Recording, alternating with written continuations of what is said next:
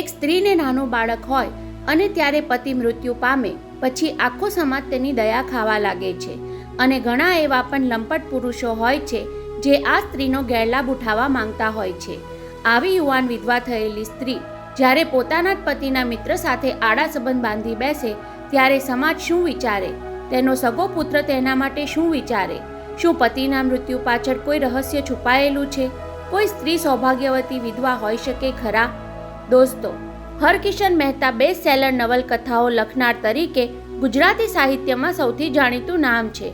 તેમની મોટા ભાગની નોવેલ્સ 300થી લઈ 1500 પેજની રહેતી, પરંતુ તેમણે એક નવલકથાને નાટક સ્વરૂપે લખવાનો પ્રયોગ કરેલો અને તેનું પરિણામ એટલે આપણી ચેનલ પર આવનારી તેમની એક લઘુ નવલ કહી શકાય તેવી નવલકથા ભાગ્ય સૌભાગ્ય.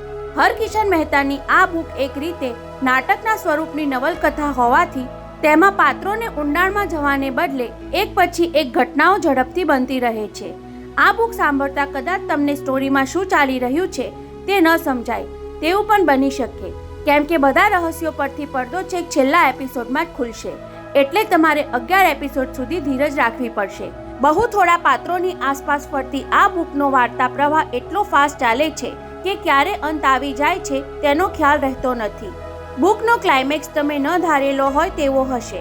ફક્ત 12 એપિસોડની આ ઓડિયો બુક 15 ડિસેમ્બરથી રોજ રાત્રે રજૂ થવાની શરૂ થશે. તો હજુ તમે ચેનલને સબસ્ક્રાઇબ ન કરી હોય તો જલ્દી કરી લો અને ખાસ તો તમારા મિત્રો અને સ્નેહીઓ કે જેઓ પુસ્તક પ્રેમી છે તેમની સાથે શેર કરો અને તેમને પણ આપણી સાથે જોડાવા કહો, કેમ કે તમારા સૌનો પ્રેમ અમને અવનવી બુક્સને ઓડિયો સ્વરૂપે લાવવા પ્રેરણા આપે છે.